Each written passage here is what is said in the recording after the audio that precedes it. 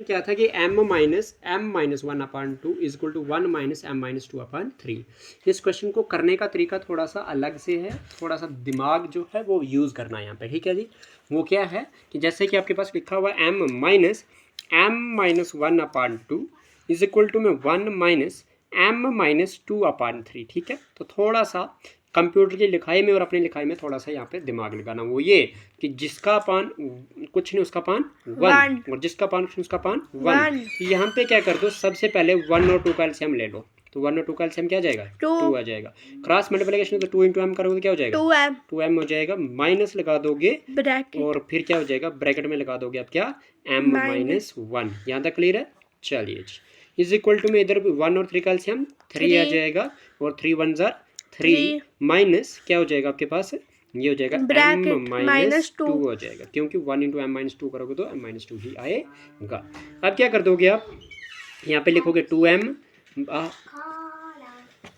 खाओ, तो क्या हो जाएगा आपके पास, ये हो जाएगा -m हो जाएगा और यहाँ पे क्या हो जाएगा, माइनस माइनस प्लस 1 हो जाएगा। अपान में क्या आ जाएगा, 2 आ जाएगा। इज इक्वल टू में क्या हो जाएगा, यहाँ पे 3 आ जाएगा, -m आ जाएगा, माइनस माइनस प्लस का 2 आ जाएगा, डिवाइडेड बाई 3 आ जाएगा। यहाँ तक कोई डाउट नहीं है। विच इम्प्लाइज में क्या कर दोगे, यहाँ पे 2m में से 1m गया तो कितना बचता है, m बचता है, प्लस में क्या आ जाएगा 1 अपान में 2 इज इक्वल टू में इधर क्या कर दोगे, यहाँ पे तो कोई m है ही नहीं है ना, तो क्या कर दोगे, यहाँ पे ये प्लस का 3 और प्लस का 2 कितना हो जाएगा, 5 हो जाएगा, है ना, और -m आ जाएगा, डिवाइडेड बाई क्या आ जाएगा 3। कोई डाउट अब नहीं है। अब क्या कर देंगे, अब कर देंगे CM, अब क्या कर देंगे, क्रॉस मल्टीप्लिकेशन। बस ये यहाँ पे क्या करते हैं ना, अपान में 1 लेके आपके पास एलसीएम निकालना जरूरी है इसका, ठीक है जी, नहीं तो ये धोखे में रह जाता है यहाँ से इंसान। क्या कर दोगे, इसको 3 को मल्टीप्लाई कर दोगे किसके साथ, m+1 के साथ, और यहाँ पे 2 को मल्टीप्लाई कर दोगे आप किसके साथ, 5 - m के साथ, है ना।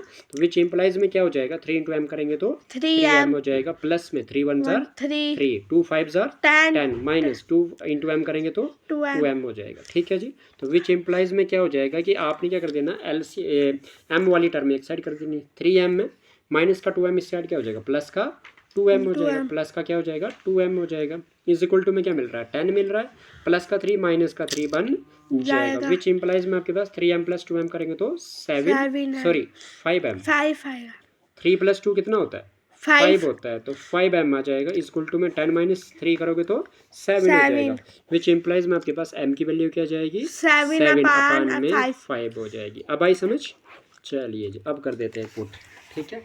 मैं वही बोलूँ कि मुझे यहाँ पे चेक करना ज़रूरी है कि चेक जब आप करोगे तो पुट कर दोगे आप वैल्यू कितनी, m की 7/5 इन किस में करोगे, जो क्वेश्चन है आपका वो क्या है, m-1/2 is equal to 1 - m-2/3, ठीक है जी।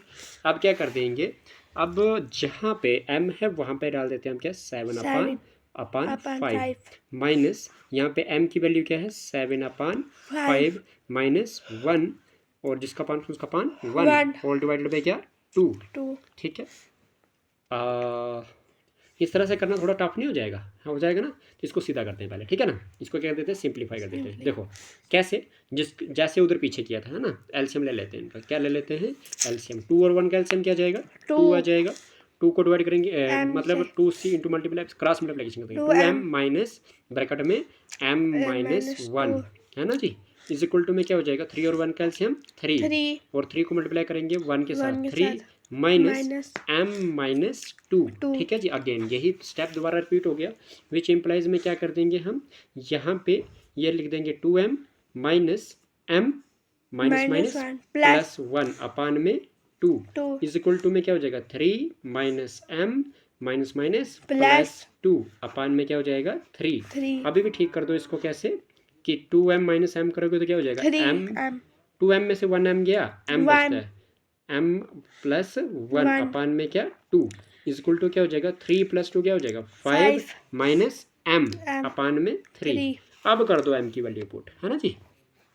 अब कर दो m की वैल्यू पुट, वो क्या थी 7/5 + 1 जिसका पान उसका पान 1 इधर whole divided by 2 is equal to, इधर भी क्या हो जाएगा 5 माइनस m की वैल्यू क्या है 7/5, जिसका पान उसका पान 1 होल डिवाइडेड बाई क्या 3। यहाँ तो कोई परेशानी नहीं है ना। तो विच इम्प्लाइज में आप क्या कर सकते हो, यहाँ पे 5 और 1 का एलसीएम करेंगे तो क्या हो जाएगा 5 आ जाएगा, 1 7 जार क्या हो जाएगा 7 हो जाएगा, प्लस 5 1 जार क्या हो जाएगा 5 हो जाएगा, होल डिवाइडेड बाई क्या है 2, तो होल डिवाइडेड बाई 2 कर दो, और जिसका पान उसका पान 1 कर दो, इक्वल टू में कर दो, है ना। फिर इधर क्या कर दोगे, इधर भी आपके पास 5 और 1 कैल्शियम 5 आ जाएगा, है ना, और क्या कर दोगे फिर 5 5 जार 25 निशानी माइनस की, और 1 7 जार 7 होल डिवाइडेड बाई क्या है इधर 3, और जिसका पान उसका पान 1, तो क्या हो जाएगा 7 प्लस 5 करेंगे तो कितना हो जाएगा 12 अपान में क्या जाएगा 5, और ये होल डिवाइडेड का क्या बन जाएगा मल्टीप्लाई, और 2/1 का रेसिप्रोकल आएगा 1/2, है ना। और 25 में से 7 गया कितना बचता है, 25 में से 5 गया 20 में से और 2 माइनस कर दो कितना बचेगा 18, है ना। तो 18 अपान में क्या जाएगा 5, बड़े वाले डिवाइड का क्या कर देंगे मल्टीप्लाई 3/1 का हो जाएगा 1/3। यहाँ तो कोई डाउट है नहीं है। 3 1 jar 3 6 jar 18, 2 1 jar 2 6 jar 12, 6 1 jar 6 अपान में 5 इक्वल टू में 6 1 जार 6 अपान में 5, therefore left hand side is equal to में right hand side. Most important question था ये, ठीक है जी। ये पेपर में भी घुसा था एक बार 8th वालों के बोर्ड में, ठीक है जी। तो दिमाग यूज़ करने वाले ही बच्चों को पास किया जाता है, ठीक है जी। ओके।